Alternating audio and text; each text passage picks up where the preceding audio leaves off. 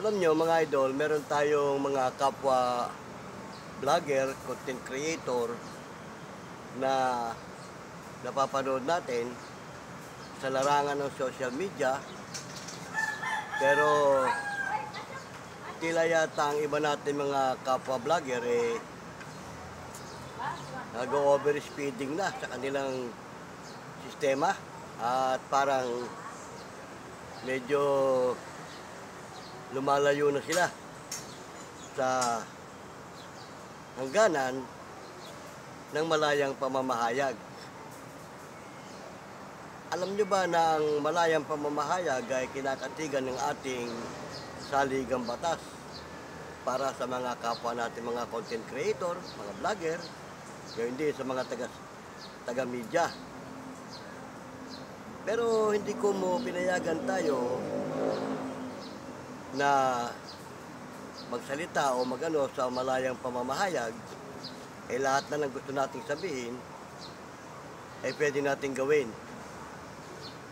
Kapag makakalabag na at makakatapak ka na ng damdamin ng isang tao at masisira ng kanyang pagkatao, lumalabag ka na doon sa tinatawag na freedom of express. O nga, meron tayong freedom of express, pero hindi pwede yung lalagpas ka doon sa hangganan. At marami tayong nakikita sa ating mga kapwa vlogger na ganyan ang estilo. Lalo na kung batikusin nila ang ating Pangulo, ganun na lang. Sana mga idol, kung ano man yung mga kasiraan na nakikita natin sa ating namamahala, huwag na nating ipagkalandakan pa at ipagbabiral pa. Dahil kasi unang-una, pag ikaw nag-vlog ng ganito, lalo't nasa YouTube ka, umiikot yan sa buong mundo. Hindi lang dito sa atin sa Pilipinas. Buong mundo yan. Umiikot yan. Kaya sana, kasi kasiraan yan ng ating bansa. Yung mga makakasira sa image ng ating bansa, hindi na natin dapat ipagkalandakan. Di ba? Tama? Dahil kasi, kapag napuno ang ating Pangulo at nagdeklara siya na itigil na yung mga pagbablog na yan, pagbawalan yung mga pagbablog, paano na tayo? Di ba? Mabuti kung ang gagawin ng ating Pangulo sa pagpapatigil ng vlog, yung mga pagbablog lang na makakasira sa ating imahen.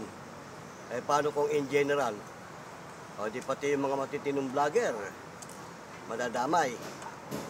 Yan ang pag-uusapan natin sa paksang ito.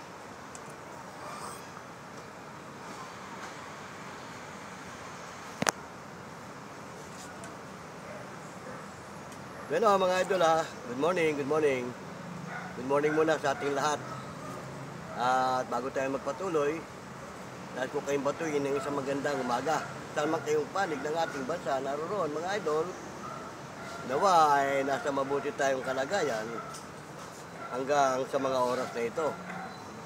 At syempre mga idol huwag nyo naman kalimutang mag-subscribe dyan at tumindot ng ating bell button para naman updated tayo sa ating mga video. Pero tuloy natin yung paksa ng ating tinatalakay tungkol sa ating mga kapwa vlogger o ating mga kapwa taga social media. Marami tayong napapanood mga idol sa social media na kapwa nating vlogger. Turibli sila kung tumirada. Oo. Parang wala na silang nirerespeto o ginagalang sa ating mga namiminuno. Kung batikusin nila, ganun na lang. Tulad ni Yusik Claire de Castro, diba?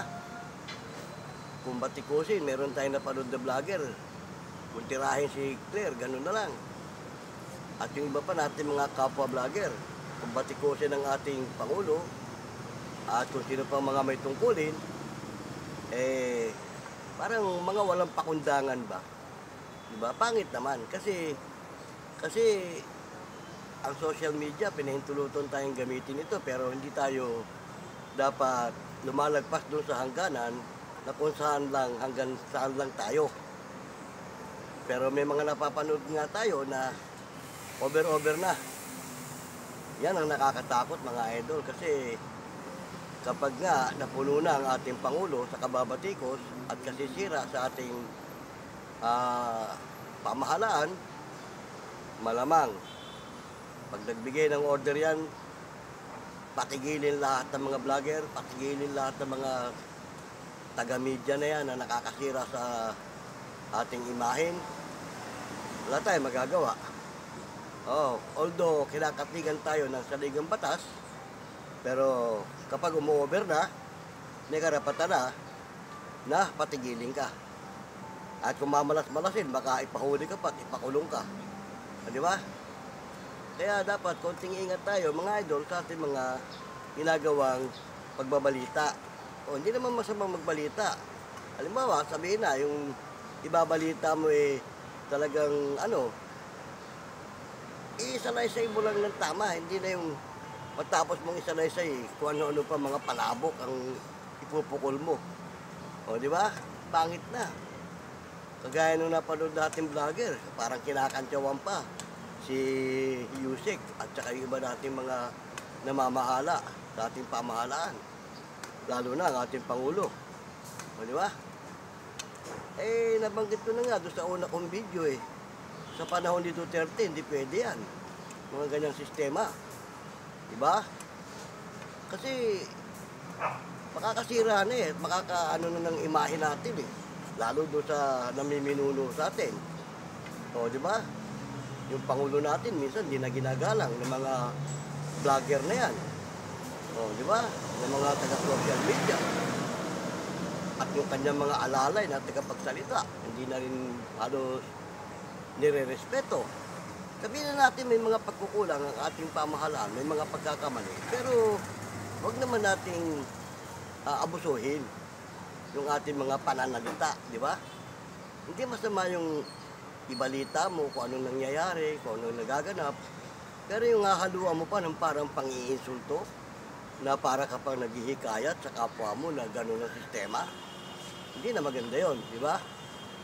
Kapag pagmumulan na ng hindi maganda, mga idol, wag na. Pare-pareho naman tayong mga vlogger, pero ingatan natin yung makakasira sa ating kapwa. Lalo na sa ating pamahalaan, di ba? Sira na nga tayo, sisirahin nyo pa lalo. Di ba? Pangit. Yan naman, hindi ko kayo kinakalaban at hindi ko kayo kinukontra sa mga sistema ninyo, pero yung akin lang, paalala. Dahil kasi napakabait ng ating Pangulo, sa totoo lang. Sa ibang Pangulo, hindi pwede yan. Sa ibang bansa nga, hindi po pwede yung ganun magsasalita ka ng laban sa gobyerno Pwede yun, kasi para ka ng rebelde niyan. Sabihin na natin, namamahayag ka lang, pero yung pamamahayag mo, ilagay mo sa tama. Di ba? Pag below the belt na, ay iba na yun. Kasi kung natatandaan nyo yung matandang Marcos, yung tatay nito, na ipinasara lahat ng himpilan, lahat ng malalaking istasyon, hindi pa uso mga vlog-vlog nun. Talagang mga stream media. Stream media na yun, pinasara pa. Lalo ka, vlogger ka lang. Paano halimbawa, nasa YouTube ka, pag pinagbawalan ka ng mag-vlog, paano na yung YouTube mo? Hindi pati YouTube mo naepektuhan. Imbis kumikita ka na sa YouTube, kung kumikita ka man dyan, huwag mong abusuhin. Kasi pag pinasara yan at pinagbawalan ka na dyan sa pagbablog mo, tapos na, maligayang araw ng YouTube mo. Di ba? At maraming madadamay ng mga matitinong vlogger. Kasi pag pinasara niya lahat, sabihin ng ating Pangulo, lahat ng vlogger, patigilin na yan. Pagka may nag-vlog-vlog pa dyan, napanood sa damputin na yan, puntahan niya kung sino yan. Paano na? Di ba? Tama. Yun ang dapat isipin natin, mga idol, para hindi naman tayo mamaya pag nagbigay ng mabigat na order ang ating Pangulo, sabihin naman, napakadupit. Hindi ganon. Kinukumpara na nga natin si Digong Yung panahon ni Digong, may mga vlogger na, di ba? May napanood ka bang vlogger na binatay ko si Digong? Pati ko si mo yun, hindi kinabukasan, 3 araw, sigurado, tukhang abutin mo. Di ba? nga mabigat eh, pag mabait ang Pangulo, inaabuso. Pero pag mabalasik, wala, tiklop lahat. Walang makapagsalita, walang makapag-ano. Huwag naman ganun. Para i-balance natin. Tayo mga vlogger, dapat balance eh. Hindi yung nagiging one-sided yung iba sa atin. Kung ano na yung masagap na andun sa kabila, lalo't kaalyado, babanatan na tong kabila. Hindi ganun. Dapat, kung magbablog ka, kay pangit yan, kay mabuti, ilagay mo lang sa tama. Maging balanse ka. Para naman, huwag madama yung iba. Kasi nga, ako, nagpapaalala lang sa ating mga kapwa taga-social media. Kasi maraming madadamay kapag oras, pinatigil ang pagbablog. O di ba, yung Quadcom nga, at saka yung mga iba nating sa Senado, sa Kongreso, pinapahuli na nga yung mga nag-ano ng fake news, di ba? Eh ngayon, dami lumalabas na fake news. Fake news niya, babatikusin pa ang gobyerno. Tulad ng mga pumuputok na balita, yung nagbabiral, yung tungkol doon sa nangyari sa pagkamatay ni Paulo. Dapat yung nagpakalat doon, yan ang unang damputin, ikulong. Kung walang katuturan at walang katotohanan. Diba? Yung mga naman nakasagap ng ganung balita, dinadagdagan pa. May halong pangutya, pambabatikos. Mali, di ba? Nakakalagpas na tayo sa hangganan ng malayang pamamahayag. Pagka gano'n ng estilo. Di ba? Salamat lang tayo nga at mabait ang ating Pangulo. At ang iba pang nasa ating namamahala. Pero kung patulad ni Digong, patay tayo. Sigurado. Kaya huwag naman nating abusuhin yung kabaitan ng ating namamahala sa bansa natin. Hindi lang sa ating Pangulo. Lahat ng kanyang mga kaalyado na namamahala sa ating bansa. Yung iba nga dyan binoto ng tao. Pero sa halip na magtrabaho. Di ba? Ano nangyayari? Nauubos ang panahon at oras, araw, sa walang katuturan. Kaya sabi nga, yung iba natin mga nagko-comment, o yung iba natin mga kapwa-vlogger, pagtrabaho na kayo, binoto kayo ng tao. Huwag yung puro ganyan lang. Di ba? Kaya nga, tayo bilang mga vlogger, kaya tayo nang bablog ng ganito para makapagbigay ng magandang impormasyon sa ating mga mamamayan at sa ating mga viewer, subscriber. Kung halimbawa, mambabatikos ka ng kabilang panig, tapos para nakaka-insulto yung mga tirada mo, paano makakapagbigay ng magandang impormasyon yan? Sa'yo, siguro, magandang impormasyon sa akala mo yun at doon sa mga kaalyado mo na gano'n ang pareho ng utak. Pero doon sa mga hindi gano'n ang pag-iisip, magandang impormasyon kaya ang darating sa kanila. Di ba? Kaya huwag naman, ilagay natin sa balanse. Mamaya may makapagsulsul sa Pangulo, ipasara yung mga vlogger na yan, ipatigil yan di, paano na? Kung kumikita ka sa YouTube at hindi ka na makakapag-vlog, baka burahin ni YouTube yung ano mo. Di ba? Huwag. Pinagkakakitaan natin ang pagbablog, lalo na doon sa mga nakamonetize na, ingatan nyo yung ano nyo, yung channel nyo. Hindi ko binigyan tayo ng karapatan at malayang pamamahayag aabusuhin na natin. Yan mga idol, nagpapaano lang ako, paalala lang sa ating mga kapwa taga-social media. Gamitin natin ang social media sa tama at doon sa magandang impormasyon na maibabahagi natin sa ating mga mamamayan. Hindi yung tungkol sa pambabatikos, panlalait, hindi ganon. Ako hindi ako palo sa ganong mga kapwa natin vlogger. Pero hindi ko kayo kinakalaban, inyo yan. Nagpapaalala lang ako. Dahil baka dumating ang time, pagsisihan nyo yung mga ginagawa nyo. Di ba? Tama. Kasi hindi habang panahon, ang hangganan, tandaan nyo, lahat ng bagay may hangganan. Pati yung kabaitan ng ating Pangulo, hindi natin nasisiguro. May hangganan yan. Baka pag dumating na rin sa punto na maghihigpit na siya sabihin nyo naman, malupit. Oh, di ba? Sabihin nyo naman, hindi makatao. Oh, di ba? Kaya nga kinatigan ng ating saligang batas ang malayang pamamahayag para makapagpahayag ka ng gusto mong ipahayag. Pero huwag ka naman o-over. Huwag naman yung tatapakan mo na halos yung pagkatao ng isang tao, lalo't ating Pangulo. O, di ba? Sabihin natin may kasiraan, o may kamalian, may pagkukulang. Normal sa tao yun eh. Bakit ikaw na nagbablog, wala ka bang pagkakamali? Wala kang pagkukulang? O sa tingin mo yung ginagawa mo, tama? Ganon. Sabi nga, bago mo linisin yung mata, yung puwing sa mata o yung muta sa mata ng iyong kapwa, tignan mo muna yung mata mo kung may muta. Di ba? At bago mo linisin yung bakuran ng may bakuran, linisin mo muna yung bakuran mo. Parang ganon. Yan mga idol, nagsasabi lang ako ng ganito kasi sa nakikita natin sa ating mga kapwa taga social media. Di ba? Tama? Kaya huwag kayo magagalit sa akin, ako lang, nagpapaalala lang. Baka nakakalimot kasi ang iba sa atin, umu-over na, ay mabulaga na lang tayo pare-pareho. Kapag naghigpit na ang ating Pangulo tungkol sa malayang pamamahayag. Di ba?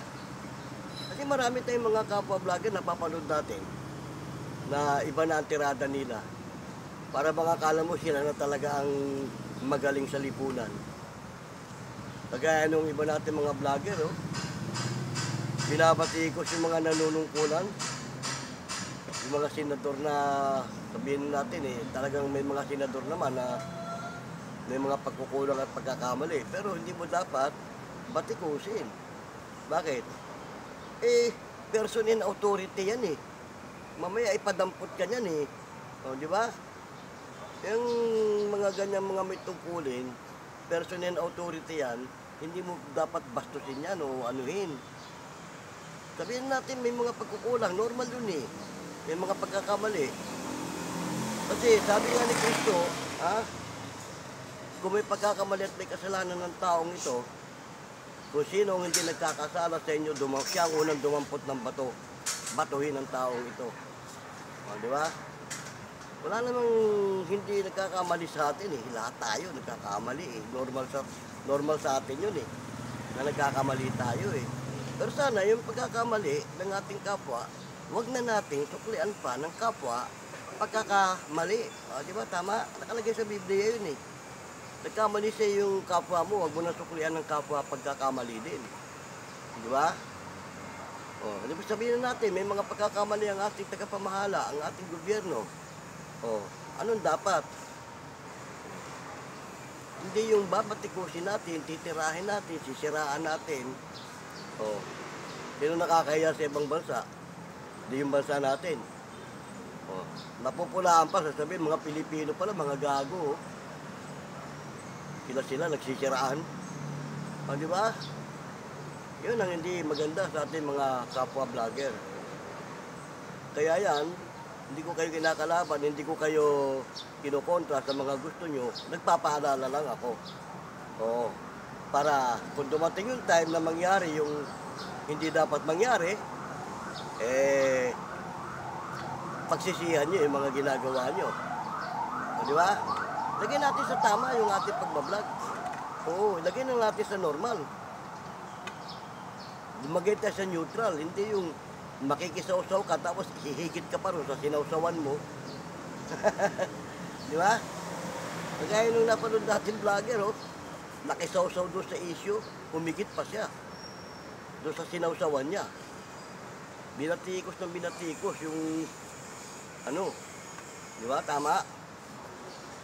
Sa palagay nyo, halimbawa, ikaw, may pagkukulang ka, may pagkakamali ka, tapos binatikos ka ng binatikos, tapos sirain yung pagkatao mo, matutuwa ka? Tandaan nyo mga idol, lahat may hangganan. Tsaka yung kumakalat na chismis, yung merong isang vlogger na ibinlag yan, di umano si Claire daw at saka si Bongbong may relasyon. Pagsitin mo yun, hindi dapat yung ganon. Yung mga ganon chismis na binabalita, tandaan nyo idol, yung chismis may pagkakulong yan. kapag ikaw napatunayan doon sa chinichismis mo, ha? Intriguing against honor yan. Oh, makukulong ka dyan. Tapos, yung chinichismis mo, walang katotohanan. Sinisiraan mo yung tao. Maraming pwedeng ikaso sa'yo. Una na, oral defamation. Oh. Ay yung intriguing against honor, yun ang makukulong ka doon. Baka di nila alam yung mga ganung mga pangyayari. Kaya, yung makakasira sa kapwa, wag natin gagawin. Sabihin natin, nabalitaan natin sa gano'n, nakapakinig tayo sa gano'n, nakapanood tayo. O tapos, ibablog natin, mas hihigitan pa natin yung, pangit. Di ba? Pinakita mo nga yung video. O, ito yung video, panoorin nyo. Tapos, nung matapos mong i-flash yung video, dadagdagan mo, sususugan mo pa, mas higit pa rin sa nilalaman ng video. O, ang tanong, maganda ba yon? May mga vlogger tayo napapanood ganyan. Ipopost yung video. Pagkatapos may post yung video, at kung ano mga sinabi doon sa video, ikakat, dudugtungan niya yung sinabi, mas mahigit pa. May halong batikos, may halong panginsulto. Ayan, tanong, tama ba yun? O, di ba? Mga idol, pag-isipan natin. Kaya nga sabi ko doon sa, doon sa comment ko, doon sa isang kapwa natin vlogger bro, pag-aralan mo yung senaryo. Ha? Pag ikaw nakisausaw sa isang ganyang usapin, pag-aralan mo muna bago ka tumira kung mapapasama ka ba o mapapabuti. Di ba? Baka mamaya, yung napulot mong balita na ibinlag mo. Fake news pala, dinadamay ka doon. Pag pinadampot yung kasama ka. Di ba? Ganun, dapat iniisip muna natin yung bawat bagay nating gagawin. Oo. Hindi yung makapagbalita ka lang, makapag-vlog ka lang, bahala na si Batman. Tapos pag oras dinampot ka, hinuli ka, iiyak-iyak. Di ba marami tayong mga vlogger na pinagdadampot? Mabuti nga yun selected lang Oo, selected. Buti kung ganun ang gagawin. Kung halimbawa, in general, lahat na, ipadampot, ipahuli, dalhin sa krami, imbestigahan. Di pati walang kinalaman, nadamay. Yan ang inaano natin mga idol. Huwag kayong magdaramdam sa akin, huwag kayong magagalit. Pinapaalala ko lang yung mangyayari. Kaya hindi pa nangyayari, iwasan na natin. Di ba? Hindi pa kayo nadadala. May mga vlogger na pinahuhuli, pinadadampot dahil doon sa mga maling sistema. Yun. Paano Salamat na marami mga idol. Sa maiklis ng daling ito, sinamahan niyo ako sa ating programang ito. Huwag kayo magagalit sa akin mga idol, hindi ko kayo kinakalaban. Nagpapaalala lang ako. Kasi tayo mga vlogger, dapat nagkakaisa nga tayo Hindi yung nagtitirahan, di ba? Hindi ko naman kayo tinitira.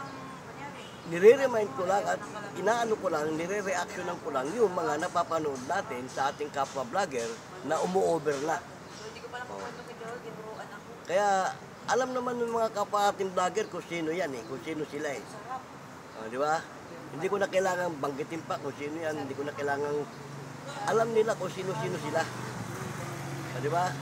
Yung nga sabi, bato-bato sa langit, ang tamaan, huwag magagalit. Di ba? Kumbaga, yung mali dapat itutuwid natin. Paalala. Pinapaalala ko lang kasi baka sa bandang uli, yung ginagawa ng ating kapwa vlogger na nakakalabag na, pagsisihan nila. Di ba? May mga dinampot na nga, pinagsisihan nila yung ginawa nila Tapos marami pa rin ngayon lumilitaw na ganun. Nakaharap lang sa camera, nagbablog ng ganyan. Kala mo kung sino nang magaling. Diba? Kung batikusin ng pamamahala, kung batikusin ng gobyerno, batikusin ng ang Senado at ang Presidente. O pati si Yusek, na tagapagsalita ng Malacanang. Grabe. Hindi ganun, mga idol.